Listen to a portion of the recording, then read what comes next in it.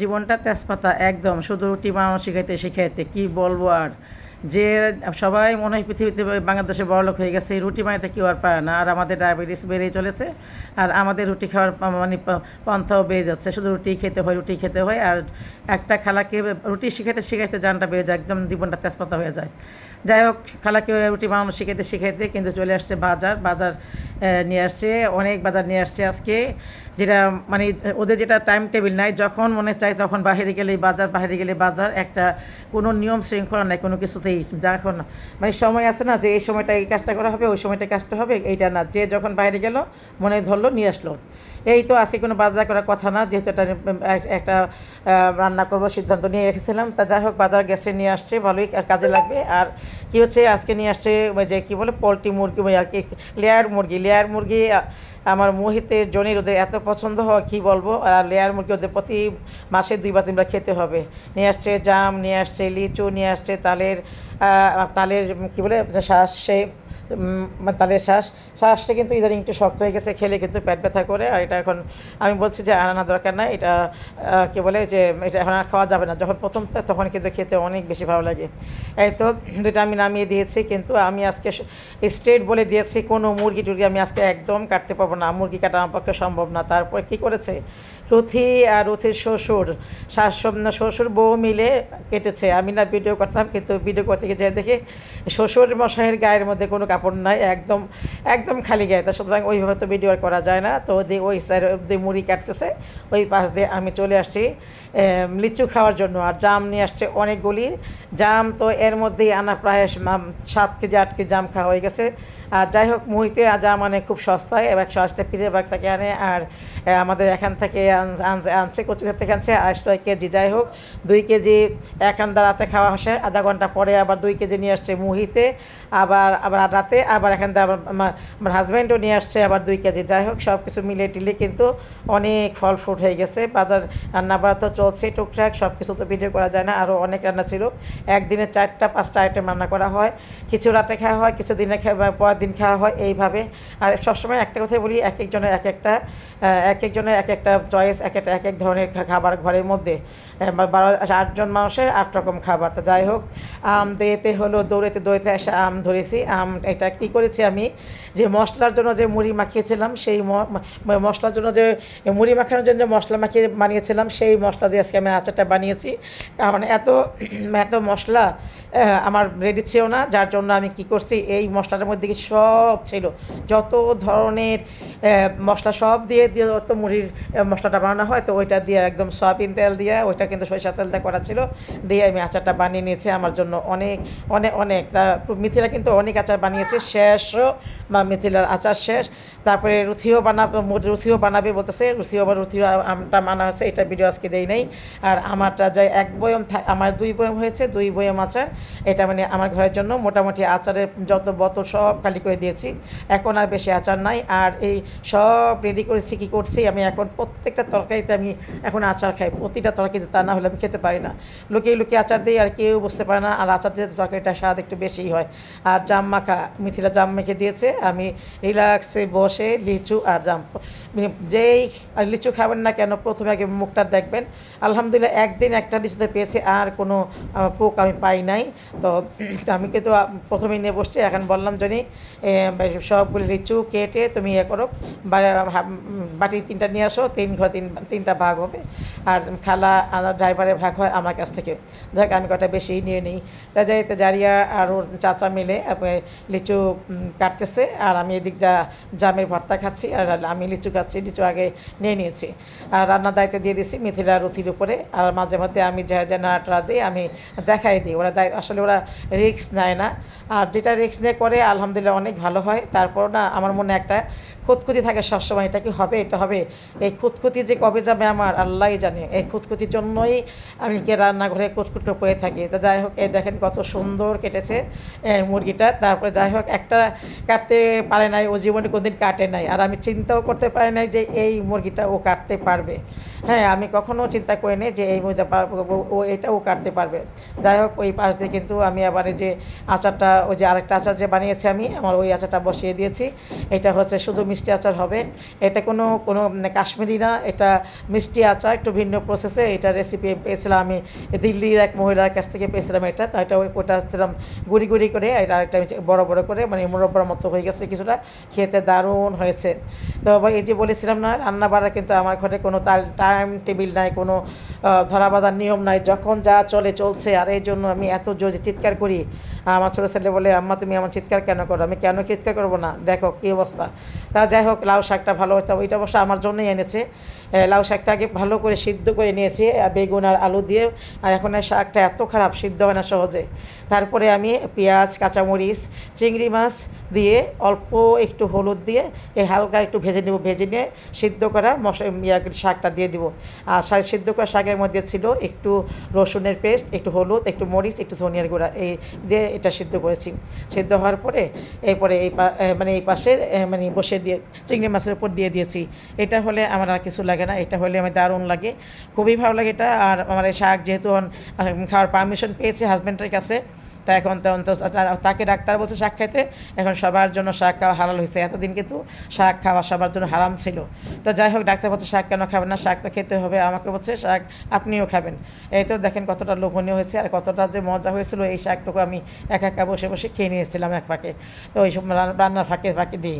তো যাই হোক, চিংড়ি মাছ বেশি দিলে কিন্তু সব কিছু খেতে ভালো লাগে।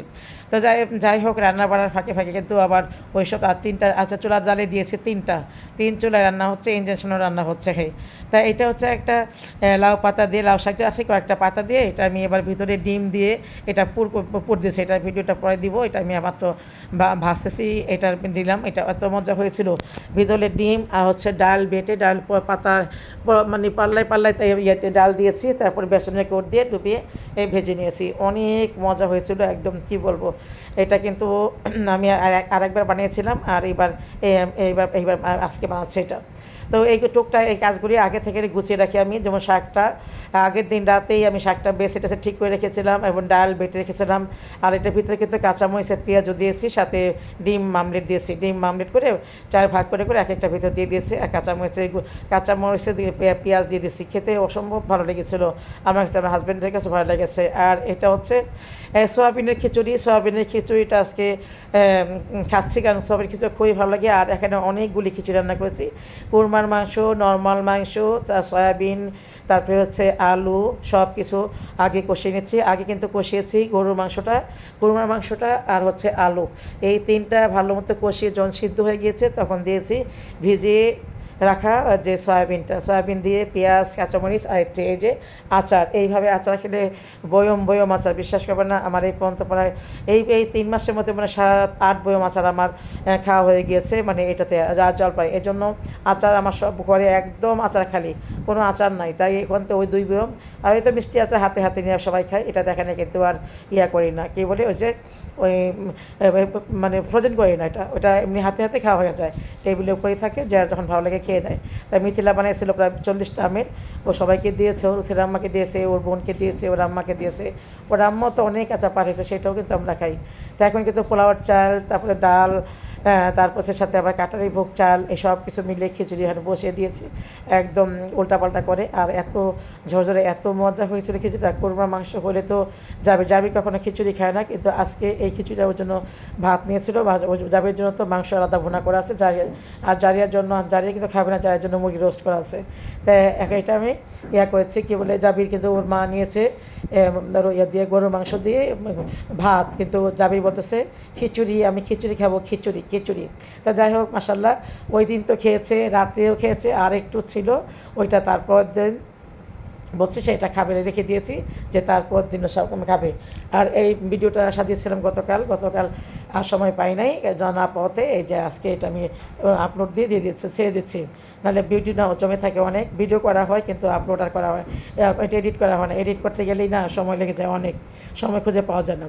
এই যে এতটা ঝরঝর হয়েছে, জারিয়া বসে অল্প খেয়েছে, আর ওর জন্য ছিল চিকেন ছিল, কিন্তু খিচুড়ি খেয়েছে চিকেন। আর ইচ্ছা করে ওকে একটু দেই না, কারণ ও যেহেতু এত অ্যালার্জির প্রবলেম, কি বলবো, অ্যালার্জির জন্য যদি ভুলেক্রমে একদিন এক পিস খাওয়াইতে পারি তাহলে ওর সমস্ত শরীর অন্তত 15 দিন পর্যন্ত ওর ফুলে থাকে। তারপরে ওকে খাওয়াইতে হয় প্রোজমা খাইয়ে খালি ঘুমায়, স্কুল টাইম পান থাকে। যে কালো কালোগুলি হচ্ছে কোরমার মাংস আর আলু তো দেখতেই পাচ্ছেন, আর সাথে না যার যার পছন্দ মতো ডিম ভাজা করে নিচ্ছে। এই তো এটা সাজিয়েছিলাম আমি আমার জন্য একটা মুরগির রোস্ট আমি জারিকে দিয়েছিলাম, মুরগির রোস্ট আর কি বলে ডিম ভাজা, আর হচ্ছে আপনার যে আমি আর মাছ নাই। তারপর দেখতেছে 3টার দিকে দেখি কি আমাদের এলাকায় বানরে আচ্ছন্ন হয়ে গেছে পুরো এলাকা। আমার জানালার পাশে, এটা কিন্তু আমার একজন জনির বারান্দার পাশে একদমই যে কলা গাছটা, ওরা এত ক্ষুধার্ত ছিল এই কলাগুলি খাইতে আসছিল। পরে আমি কি ক্যামেরা দেখবো, আমি তো সুইটার দৌড়। পরে শুনলাম কি যে না, এরা কাউকে কিচ্ছু করে না। আমি একটু পরে বের হয়েছিলাম, তখন দেখি সব ছেলেরা ও কলা পাউরুটি এগুলি খাওয়াচ্ছে, কলা পাউরুটি খাওয়াচ্ছে। এই যে এখানে একটা, এই যে আমার এই যে এই পাশ দিয়ে একটা, যে ও গাছ খাচ্ছে। এরপরে যখন শুনছি না এত মায়া লাগছে, তারপরে আমি আমার ড্রাইভারকে বললাম, আমাকে কেন বললো না, আমি কিছু খাবার দিতাম, তোমার খাওয়াইতো। এমনিতেই ম্যাডাম অনেক খাবার খাওয়াইছে, প্রায় 2-3 হাজার টাকা খাবার সবাই খাওয়াইছে। ওদের যখন বেশি ক্ষুধা লাগে না, ওদের বংশধর সবাই চলে আসে ছোটো বাচ্চার জন্য। আর এইদিকে দেখেন কি অবস্থা, জনির পাখির বাচ্চা কি সুন্দর দেখেন, একদম 2 পা আকাশের দিকে উঠাই দিয়া ভাবে ঘুমাচ্ছে। আমি যে ক্যামেরা ঢুকাচ্ছি খাঁচার ভিতরে, একটুও নড়ে নাই। আর এখন বলতেছে কি আজ পিছনে একটা ঘুমাচ্ছে। এরা কিন্তু বাচ্চা, মাত্র একটু ওরা শিখছে। হাত দিয়ে আদর করবেন না, নরম জায়গায় খুঁজে আপনাকে কামড় দিবেন। এত মজা পাচ্ছি আমি কি বলবো। এখন আমি পুরো বারান্দাটা নেটিং করে দিব। আর যত আগে এসছে 7টা, আর এখানে হচ্ছে কটা, এখানে 4টা, নিচে 3টা, 7টা, এই 14টা আর নিচে আর 2টা, আরও 3টা আছে। এই বাচ্চার জন্য আমি সমস্ত নেটিং করে দিব, ওরা যেন একদম মুক্তভাবে উঠতে পারে। এখন জনি বলতেছে ছেড়ে দেবে, আমি তো মায়ায় পড়ে গেছে, এখন আমি কীভাবে ছাড়বো। আমি বলি আমি পারবো না, যা আসে থাক, আমি খাবারের টাকা দিব, আমি যত্ন করবো, আমি বুয়াকে দিয়ে রুম ঝাড়া দেওয়াবো। কিন্তু নিজের হাতে করা এইসব পাখিগুলি কীভাবে ছাড়ি দেখেন, একটু নড়ে না, একটু কিচ্ছু করে না, একদম ক্যামেরা আমি ভিডিও করি তাকে থাকে, মাগুলি তাকে দেখে আমি কী করতেছি। এই যে ক্যামেরা দিলাম দেখেন, 2টা বাচ্চা কিন্তু একদমও ওঠে না, বন্ধু গেলাম। এই তো বাজে 3টায় চলে আসছি, তখনই দেখলাম যে মাঠে আরও অনেকগুলি বানর। কি বলবো, সব বাচ্চাগুলি আছে আমাদের এলাকায়, যে 12-13 বছরের বাচ্চাগুলি সবাই পাউরুটি কলা টলা নিয়ে ওদেরকে খাওয়াচ্ছে। ওরা বসছে, ওর সামনে বসছে, একটা দেখায়। এত সুন্দর দৃশ্যটা আমি মিস করেছি। আমি আমার ড্রাইভারকে বললাম, তুমি আমাকে কেন বললা না, আমি কিছু খাবার নিয়ে আমিও যে ওদের খাওয়াতাম। আমার কিন্তু ভয় লাগতেছে, জাম গাছের নিচে জাম এত পড়ে আছে, কিন্তু আমি সেই জামগুলি কিন্তু আমি বলছি যে বুয়া ভয় পাচ্ছে না, বলে কি না। আর এদের 2টা চলে আসছে। আমি মিরপুর শপিং মলে এখানে একটা মোবাইল কিনতে আসছি, আমার হাজব্যান্ডের জন্য একটা মোবাইল কিনবে, তাই একটু ভিডিও করলাম।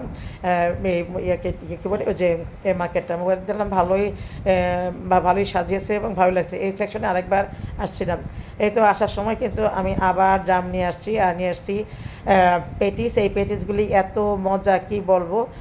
প্রথম ভিডিও করতে ভুলে গেছি, পরে তো একটুকু মনে হয়েছে আমার তো একটু ভিডিও লাগবে, এই তো দিলাম। সবাই মিলে দেখেন, সবাই মিলে খাচ্ছি। মোহিত সবার হাতে মোবাইলের কী বলবো, এখন এটাকে আমি কী বলবো, ভাষা বলতে গেলে আমার ভাষা খারাপ হয়ে যাবে। তা সবাই মিলে জাবিরের খাইয়ে দিয়েছে আগে, জাবির আবার কিছু রেখে দিয়েছে, জারিয়া এত খেতে পারে না একদম।